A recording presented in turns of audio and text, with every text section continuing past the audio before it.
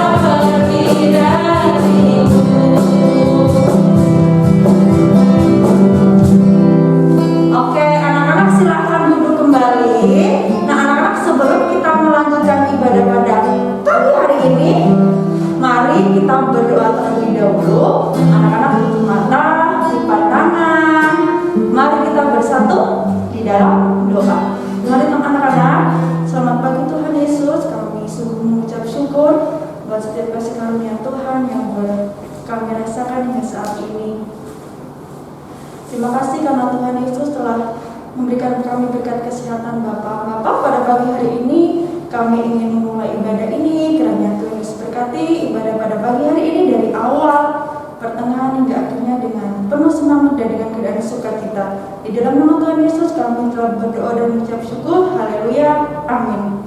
Anak-anak, Tuhan Yesus sangat menyayangi anak-anak dan Tuhan Yesus menyayangi papa, mama, menyayangi Bu Yuli, menyayangi juga Bu Eni. Nah sekarang kita akan menyanyikan lagu I Love You Jesus. Pertama kita akan menggunakan bahasa Indonesia. Anak-anak ikutin gerakan Bu Yuli dan Bu Eni ya.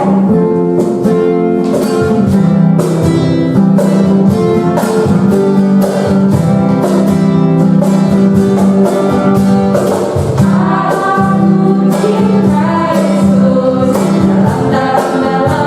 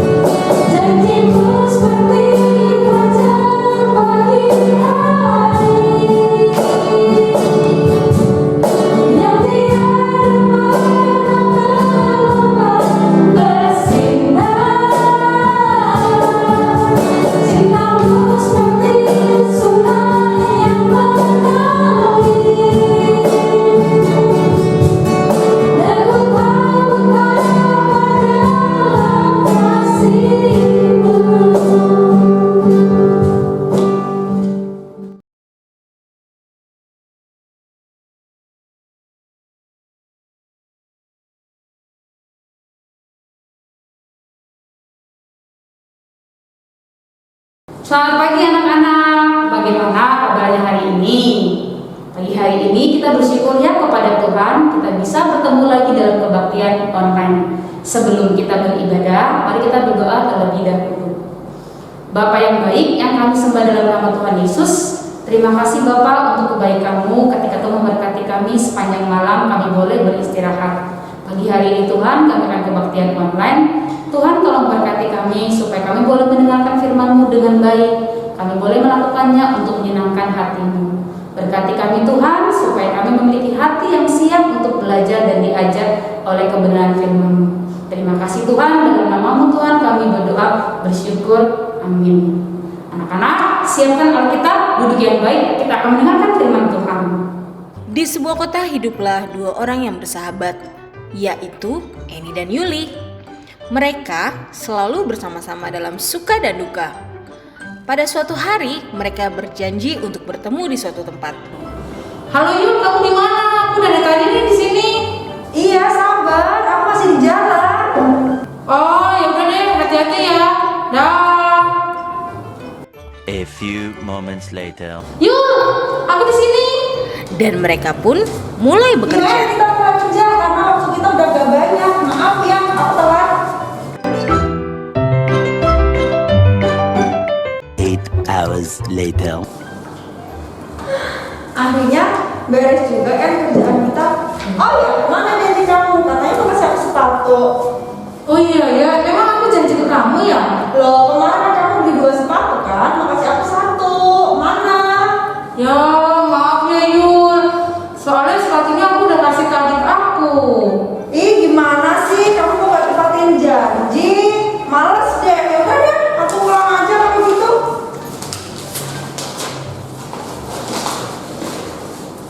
Udah, aku pulang duluan ya. Ya, Yul. Yul, maaf ya Yul. Yul. Ih, sebel gak sih punya teman tapi gak tepatin janji? Padahal aku sudah berharap banget. Anak-anak, pernah nggak sih kalian berjanji kepada sahabat kalian seperti yang drama tadi kalian telah saksikan? Ada seorang sahabat yang berjanji tapi tidak menepati. Rasanya itu pasti sedih, kecewa ketika ada orang yang berjanji tapi tidak menepati. Tapi anak-anak, ada loh satu pribadi yang setia kepada janjinya. Mari bersama-sama kita dengarkan firman Tuhan hari ini. Nah anak-anak, ada seorang raja. Raja itu bernama Raja Hizkia. Raja Hizkia memerintah di kerajaan Yehuda. Dia adalah seorang raja yang takut akan Tuhan, dia percaya kepada Tuhan, dan dia melakukan perintah-perintah yang Tuhan berikan kepada dia.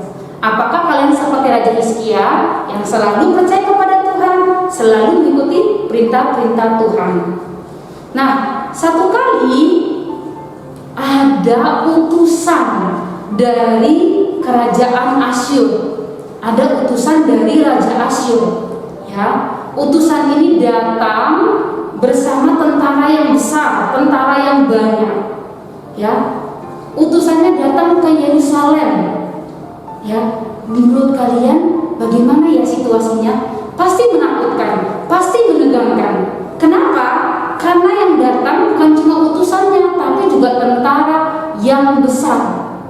Nah, tentara ini menyampaikan pesan kepada seluruh orang-orang yang di Yerusalem untuk mereka jangan mau diperdaya oleh Raja Hizkia yang selalu berharap kepada Tuhan dan yakin bahwa Tuhan akan melepaskan mereka dari Raja Asyur. Utusannya berkata seperti ini. Kita buka di 2 Raja-Raja 18 ayat 34 dan 35 ya. Tapi Ibu baca ayat 33 dulu ya. Dikatakan seperti ini. Apakah pernah para Allah bangsa-bangsa melepaskan negerinya masing-masing dari tangan Raja Asyur? Di manakah para Allah negeri Hamat dan Arpad? Di manakah para Allah negeri Sepharwaim, Hena dan Iwa? Apakah mereka telah melepaskan Samaria dari tanganku? Siapakah di antara semua Allah negeri-negeri yang telah melepaskan negeri dari tanganku sehingga Tuhan sanggup melepaskan Yerusalem dari tanganku. Tetapi rakyat itu berdiam diri dan tidak menjawab dia sekata-kata pun. Sebab ada perintah raja, bunyinya, jangan kamu menjawab dia. Anak-anak, utusannya berkata, tidak ada yang bisa bebas, tidak ada yang bisa lepas dari Raja Asyur. Ya, dan orang-orang Yehuda yang melihat, ya, mereka melihat, dan utusan-utusan penting itu yang mengatakan seperti itu dengan sombongnya, bahwa Tuhan orang Yehuda juga tidak akan sanggup melepaskan mereka dari Raja Asyur. Ya, akhirnya orang-orang penting di kerajaan itu yang dipimpin oleh Raja Hizkia menyampaikan pesan itu kepada Raja Hizkia. Ya, mereka juga menyampaikan kepada Nabi Yesaya. Nah, Nabi Yesaya berkata seperti ini. 2 Raja-Raja 19 ayat 6 dan 7. Berkatalah Yesaya kepada mereka, beginilah kamu katakan kepada Tuhanmu, beginilah firman Tuhan, janganlah takut terhadap perkataan yang kau dengar, yang telah diucapkan oleh budak-budak Raja Asyur untuk menghujat aku. Sesungguhnya aku akan menyuruh suatu roh masuk ke dalamnya, sehingga ia mendengar suatu kabar dan pulang ke negerinya. Aku akan membuat dia mati rebah oleh pedang di negerinya sendiri. Nah, Tuhan berfirman melalui Nabi Yesaya, katanya jangan takut. Ya, jangan takut. Janji Allah kepada kerajaan Yehuda, jangan takut. Jangan takut ketika mereka berada dalam situasi seperti ini. Kalian bisa bayangkan mereka dalam keadaan yang sangat tegang, sangat menakutkan. Ya, bagaimana dengan kalian? Jika kalian berada dalam situasi seperti ini, ya, situasi di mana kalian dalam ketakutan, kalian dalam kebingungan, ya, apa yang kalian lakukan? Apa yang dilakukan orang-orang ini? Ya, dan akhirnya bukan cuma utusan saja yang dikirim oleh Raja Asyur. Raja Asyur pun akhirnya menyampaikan surat, ya, surat kepada Raja Hizkia. Ketika Raja Hizkia membaca surat itu, apa yang dia lakukan? Yang dia lakukan adalah dia ke rumah Tuhan dan dia berdoa. Yang dilakukan adalah datang kepada Tuhan berdoa. Bunyi doanya seperti ini, anak-anak. Kita lihat di 2 Raja-Raja 19 ayat 15 sampai 19. Hizkia berdoa di hadapan Tuhan dengan berkata, ya Tuhan Allah Israel yang bertahta di atas kerubim, hanya Engkau sendirilah Allah segala kerajaan di bumi. Engkaulah yang menjadikan langit dan bumi. Sendirikanlah telingamu ya Tuhan dan dengarkanlah. Bukalah matamu ya Tuhan dan lihatlah. Dengarkanlah perkataan Sanherib yang dikirim untuk mengaibkan Allah yang hidup. Ya Tuhan, memang raja-raja Asyur telah memusnahkan bangsa-bangsa dan negeri-negeri mereka dan menaruh para Allah mereka ke dalam api. Sebab mereka bukan Allah, hanya buatan tangan manusia, kayu dan batu. Sebab itu dapat dibinasakan orang. Maka sekarang ya Tuhan Allah, selamatkanlah kiranya kami dari tangannya, supaya segala kerajaan di bumi mengetahui bahwa hanya Engkau sendirilah Allah ya Tuhan. Hizkia berdoa, Hizkia berlutut kepada Tuhan di hadapan Tuhan, memohon belas kasihan Tuhan dengan mengatakan, selamatkanlah kami ya Tuhan, selamatkanlah kami ya Tuhan. Nah, anak-anak, ternyata Tuhan menepati janjinya. Ketika Tuhan berkata jangan takut, Tuhan menepati janjinya. Tuhan menyelamatkan Raja Hizkia dan rakyatnya dengan Tuhan mengirimkan para malaikat untuk menghancurkan perkemahan tentara Asyur, sehingga Raja Asyur tidak jadi berperang atau tidak jadi melakukan peperangan terhadap Yerusalem. Tuhan menepati janjinya kepada Raja Hizkia.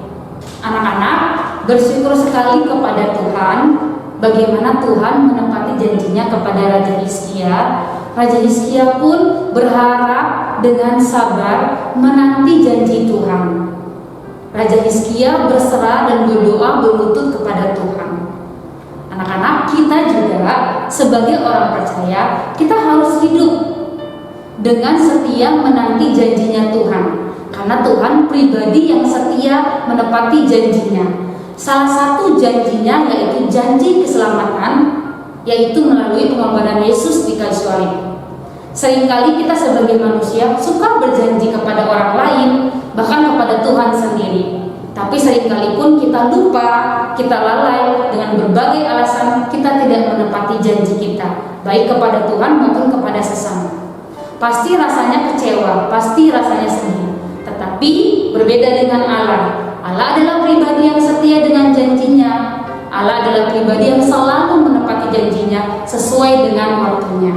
Jadi anak-anak, sebagai orang percaya kita harus satu, sabar menanti setiap janji Tuhan dalam hidup kita. Kedua, kita harus tekun berdoa untuk setiap janji Tuhan dalam hidup kita.